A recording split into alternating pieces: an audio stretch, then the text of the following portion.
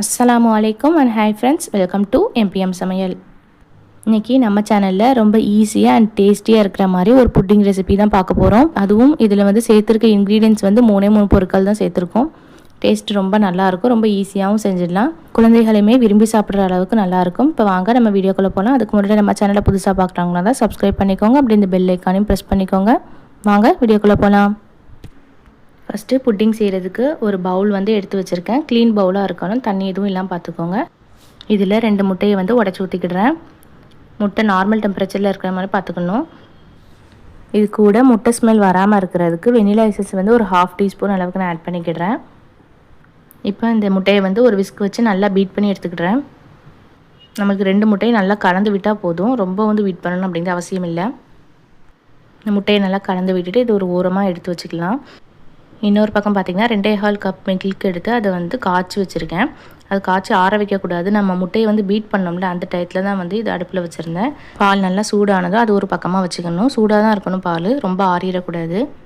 Next அடுப்பில் இன்னொரு கடாய் வச்சுட்டு அதில் வந்து ஒரு 1/2 கப் அளவுக்கு சீனி வந்து சேர்த்துருக்கேன். இது வந்து நம்ம கேரமல் பண்ணுறதுக்காண்டியே வச்சுருக்கோம். புட்டிங்க்கு வந்து நார்மலாக சுகர் ஆட் பண்ணாமல் இந்த மாதிரி கேரமல் பண்ணி சேர்க்கும் போது அதனுடைய கலர் வந்து நல்லாயிருக்கும் பார்க்குறதுக்கு. கேரமல் யூஸ் பண்ணியிருக்கனால டேஸ்ட்டுமே வந்து சூப்பராக இருக்கும். இப்போ பாருங்கள், நம்மளுக்கு வந்து கேரமலைஸ் வந்து ஆகிட்டுருக்கு.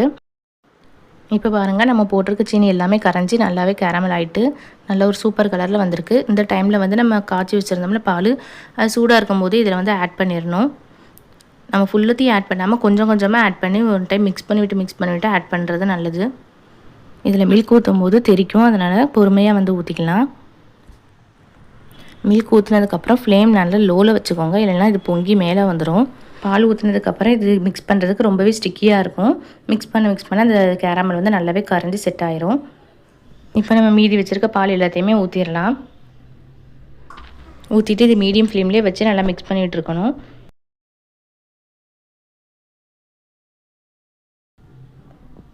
இப்போ பாருங்கள், நம்மளுடைய கேரமல் எல்லாம் நல்லா கரைஞ்சி அதனுடைய பாலுடைய கலருமே நல்லா சேஞ்ச் ஆகிருக்கு.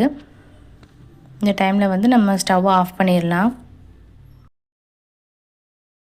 நெக்ஸ்ட்டு நம்ம தனியாக முட்டையை பீட் பண்ணி வச்சுருந்தோம்ல, அதை மறுபடியும் 1 டைம் நல்லா மிக்ஸ் பண்ணி விட்டுட்டு நம்ம அந்த பாலை வந்து இதோடு சேர்த்துக்கலாம். ஃபஸ்ட்டு பாதி அளவுக்கு மட்டும் பால் சேர்த்துட்டு மிக்ஸ் பண்ணி விட்டுக்கிட்டுறேன். இது நல்லா கலந்ததுக்கப்புறம் மீதி பாலையுமே இதில் ஊற்றிடலாம்.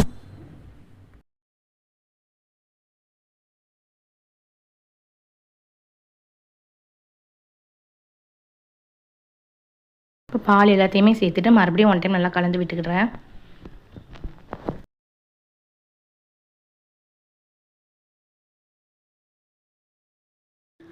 முட்டையோட பால் நல்லா மிக்ஸ் ஆனதுக்கப்புறம் ஒரு அரிப்பு வச்சு நம்ம வடிகட்டி எடுத்துக்கலாம்.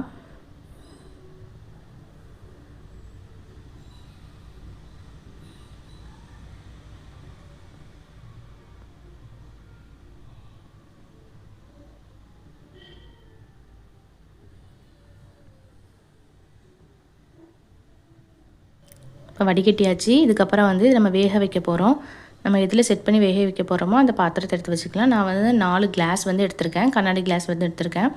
4த்தையுமே சமமான அளவு நம்ம ஊற்றிக்கிடலாம்.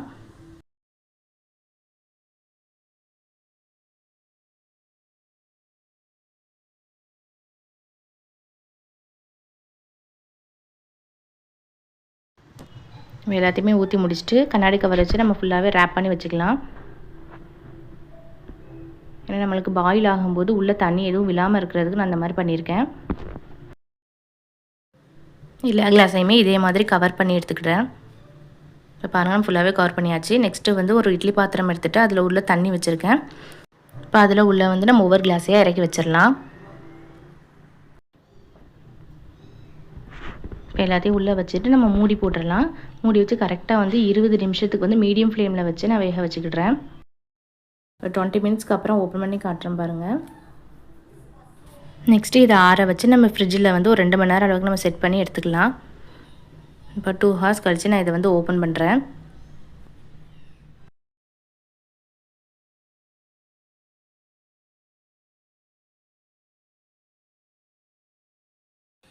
புட்டிங் வந்து நல்லா சூப்பராக வெந்துருந்துச்சு. டேஸ்ட்டுமே வந்து செமையாக இருந்துச்சு. ஒரு வெனிலா ஐஸ்கிரீம் சாப்பிட்றது மாதிரியே இருந்தது.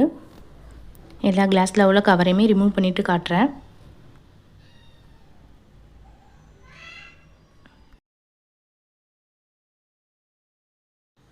இதுக்கு மேலே சும்மா கார்னிஷ்காக வந்து பாதாம் துருவி வச்சுருந்தேன், அதையும் இதோட போட்டுக்கிடுறேன். இதில் பார்த்திங்கன்னா எக்கோட ஸ்மெல் வந்து சுத்தமாக இருக்கவே இருக்காது. நம்ம எக்கு சேர்த்துருக்க மாதிரியே தெரியாது. டேஸ்ட் வந்து ரொம்ப நல்லாயிருக்கும். நீங்களுமே கண்டிப்பாக ட்ரை பண்ணி பாருங்கள். நம்மளுடைய புட்டிங் பாருங்கள் எவ்வளோ சூப்பராக வந்திருக்குன்னு. இது பார்க்குறதுக்கு மட்டும் இல்லை, சாப்பிட்றதுக்குமே ரொம்ப சாஃப்டாக இருந்தது. வாயில் வச்ச உடனே கரைஞ்சிரும், அந்த அளவுக்கு நல்லா இருந்தது. டேஸ்ட் வந்து செம்மையாக இருந்துச்சு. பிள்ளைங்களுக்குலாம் வந்து கண்டிப்பாக ரொம்ப பிடிக்கும். இதில் சேர்க்கிற இன்க்ரீடியன்ஸுமே ரொம்ப கம்மி தான்.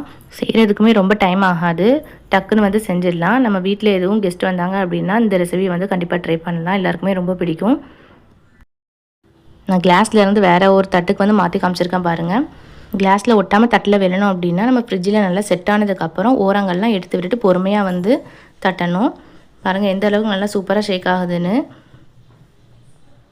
எந்த அளவுக்கு நல்லா சாஃப்டாக தெரியுதோ அதே மாதிரி தான் சாப்பிட்றதுக்கும் இருக்கும். நீங்களும் வந்து கண்டிப்பாக இதை ட்ரை பண்ணி பாருங்கள். ட்ரை பண்ணி பார்த்துட்டு எப்படி இருந்துச்சு அப்படிங்கிறதெல்லாம் மறக்காமல் கமெண்ட்டில் ஷேர் பண்ணுங்கள். இந்த வீடியோ பிடிச்சிருந்துச்சு அப்படின்னா லைக் பண்ணிக்கோங்க, சப்ஸ்கிரைப் பண்ணிக்கோங்க, அப்படி இந்த பெல் ஐக்கானும் ப்ரெஸ் பண்ணிக்கோங்க. அப்புறம் தான் நான் போடுற நியூ வீடியோஸ் எல்லாம் உங்களுக்கு நோட்டிஃபிகேஷனாக வரும். தேங்க்யூ.